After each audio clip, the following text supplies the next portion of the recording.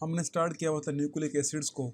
इसमें first lecture में हमने बात की न्यूक्लियोटाइड्स की, फिर हमने बात की डीएनए की।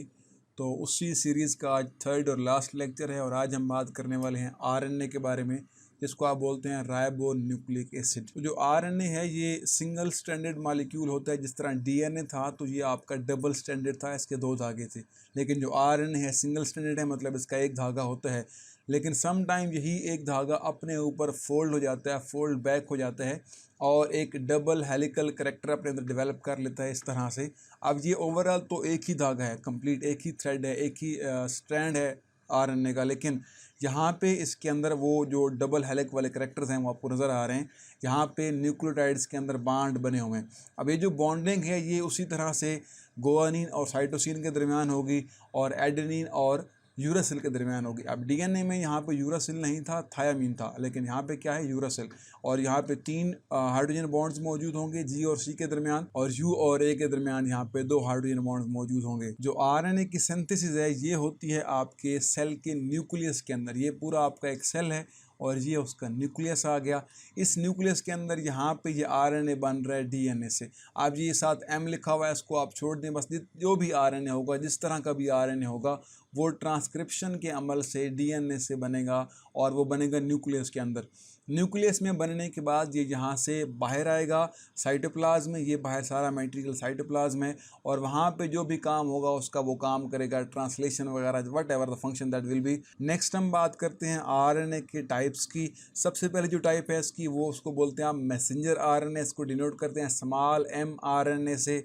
सेकेंड टाइप को बोलते हैं आप राइबोसोमल आरएनए और ये स्मॉल आर आरएनए होता है। और थर्ड और लास्ट जो है उसको बोलते हैं ट्रांसफर आरएनए और ये स्मॉल टी आरएनए होता है। ठीक हो गया। ये कुछ इस तरह के नज़र आते हैं आपको। ये जो आपका लंबा धागा है सिंगल स्ट्रैंड, ये आपका मैसेंजर आरएनए है और ये इसके ऊपर जो कलरफुल चीज़ें हैं ये इसके न्यूक्लियोटाइड्स हैं। ठीक है, एनिमेटेड डायग्राम है, रियल में बहुत कॉम्प्लेक्स स्ट्रक्चर्स हैं इसके, तो हम समझने के लिए ये सिंपल डायग्राम्स देख रहे हैं। ये आपका स्ट्रक्चर पूरे का पूरा कहलाता होता है राइबोसोम और इसके अंदर जो धागा पड़ा हुआ ये वाला, इसको बोलते हैं राइबोसोमल आरएनए, यानी कि ऐसा आरएनए जो मौजूद है राइबोसोम के अंदर, राइबोसोमल आरएनए। ये ट्रांसफ़र आरएनए है, ये कोई चीज़ ट्रांसफ़र करता होता है, ये इसका स्ट्रक्चर है और ये वो चीज़ इसके ऊपर मौजूद है जिसको ये ट्रांसफ़र करता है। ये क्या होता है इसको हमने देखना है अभी। हम सबसे पहले डिस्कस करते हैं इसकी फर्स्ट टाइप को, जिसको बोलते हैं आप messenger RNA, small m RNA. आपके पूरे सेल में जितना भी आरएनए है उसका 3 to 4% होता है मैसेंजर आरएनए। मतलब अगर सेल के अंदर 100 मालिक्यूल्स हों आरएनए के, तो उस 100 आरएनए मालिक्यूल में से 3 से 4 मालिक्यूल होंगे मैसेंजर आरएनए के। ठीक हो गया। ये फंक्शन किस तरह करते हैं इसको हम ज़रा यहाँ पे देख लेते हैं डायग्राम में। ये आपका न्यूक्लियस है और इसके अंदर मौजूद है डीएनए। अब डीएनए आप जानते हैं ये हेरिडिटरी मटेरियल है, इसके ऊपर जेनेटिक कोड मौजूद होता है। एक सेल ने कौन से वाला फंक्शन किस तरह परफॉर्म करना है वो इस डीएनए के ऊपर लिखा होता है। तो सिंगल पीस ऑफ इंफॉर्मेशन को आप बोलते हैं जीन। ठीक है, तो जीन की इंफॉर्मेशन को आप कॉपी करते हैं इस स्ट्रैंड के ऊपर और उसको बोलते हैं मैसेंजर आरएनए। जहाँ से न्यूक्लियस से ये बाहर निकलेगा और बाहर आने के बाद ये जुड़ेगा राइबोसोम के साथ और फिर ये बनाएगा प्रोटीन। इसकी जो लेंथ है ये डिपेंड करती है 2 चीज़ों पे। एक तो ये जो जीन की लेंथ होगी, यहाँ पे जितनी लेंथी जीन होगी उतना लेंथी मैसेंजर आरएनए होगा। दूसरी जो प्रोटीन ये बना रहा है, जितनी लंबी प्रोटीन थी उतना ही लंबा ये आपका मैसेंजर आरएनए होगा। एक और इम्पॉर्टेंट बात यहाँ पे ये कि आपको पता है आरएनए बना होता है न्यूक्लियोटाइड से, तो मैसेंजर आरएनए भी बना होगा न्यूक्लियोटाइड से।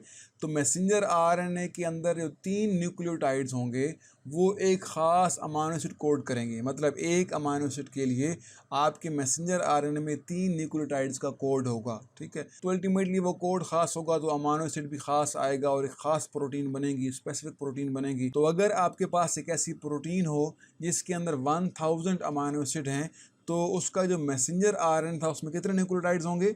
एक अमाइनो एसिड के लिए 3 न्यूक्लियोटाइड्स, तो 1000 अमाइनो एसिड्स के लिए 3000 न्यूक्लियोटाइड्स। क्लियर हो गया। सेकंड जो हमारी टाइप है उसको हम बोलते हैं ट्रांसफर आरएनए। ये ट्रांसफर करता है, मैंने बताया आपको, ये आपके सेल के टोटल आरएनए का 10 to 20% हो सकता है। मतलब वही बात कि अगर आपके सेल में 100 मालिक्यूल्स हों आरएनए के, तो उसमें 10 से 20 मालिक्यूल होंगे किस चीज़ के? ट्रांसफ़र आरएनए के। इस तरह का नज़र आता है आपको, ये कुछ इसके बाजू वगैरह भी बने हुए हैं। ये पूरे का पूरा सिंगल स्ट्रैंड है और इसके अंदर न्यूक्लियोटाइड्स की तादाद 75 से 90 तक हो सकती है। ये इसके ऊपर लगा हुआ है वो वाला मालिक्यूल जिसको इसने ट्रांसफ़र करना है, यानी अमाइनो एसिड। ये ले जाएगा अमाइनो एसिड को वहाँ पे जहाँ पे बन रही होगी प्रोटीन, क्योंकि आपको पता है कि अमाइनो एसिड बनाते होते हैं प्रोटीन। तो ट्रांसफ़र आरएनए अमाइनो एसिड को उठा के ले जाएगा ऐसी जगह पे, उस साइट पे जहाँ पे क्या होगा कि पेप्टाइड बॉन्ड बनेंगे और बनेंगी आपके पास प्रोटीन की चेन। ठीक है, ये देखें यहाँ पे, ये नीचे आपका मैसेंजर आरएनए पड़ा हुआ है। ये बैकग्राउंड में जो इमेज आपको नज़र आ रहा है ये आपका राइबोसोम है और यहाँ चल रही है प्रोटीन की तैयारी। अब इसके लिए ये जो ब्लॉक है छोटा सा ऑरेंज कलर का, ये एक आपका ट्रांसफ़र आरएनए है और इसके ऊपर लगा हुआ है ये आर्जिनिन, जो कि एक अमाइनो एसिड का नाम है।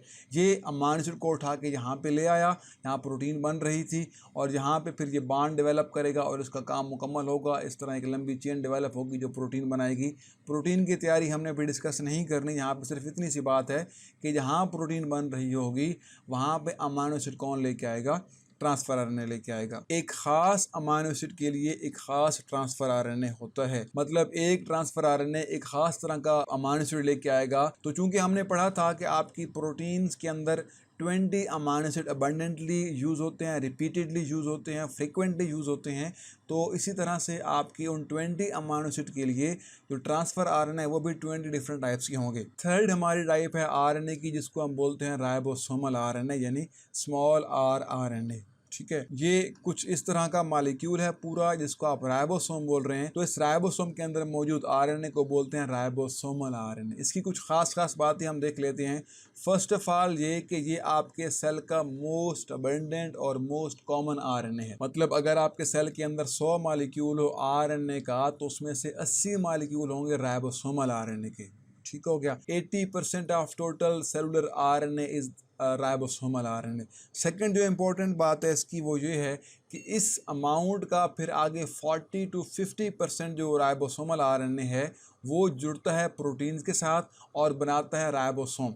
और जो प्रोटीन जहाँ मौजूद है उनको आप राइबोसोमल प्रोटीन कहते हैं। मतलब राइबोसोमल आरएनए का 40 to 50% अटैच होता है राइबोसोमल प्रोटीन्स के साथ और ये बनाता है राइबोसोम। ये स्ट्रक्चर है जो अल्टीमेटली हेल्प करता है आपको प्रोटीन बनाने में और यहीं पे ये काम करता है as a machinery for synthesis of protein. यहाँ पे देखें, ये आपका जो बैकग्राउंड का इमेज है दैट इज़ द राइबोसोम और इसी राइबोसोम के अंदर मौजूद है आपका राइबोसोमल आरएनए और इसी राइबोसोम के ऊपर आपका ट्रांसफ़र आरएनए और मैसेंजर आरएनए इकट्ठे होकर आपस में इंटरेक्ट करके एक ख़ास तरह की प्रोटीन बना रहे हैं। तो यहाँ पे ये बात क्लियर हो रही है कि जो राइबोसोमल आरएनए है वो प्लेटफॉर्म बना के दे रहा है ट्रांसफ़र आरएनए को और मैसेंजर आरएनए को, ताकि वो दोनों अपनी ख़ास जीन के मुताबिक एक ख़ास प्रोटीन बना सकें।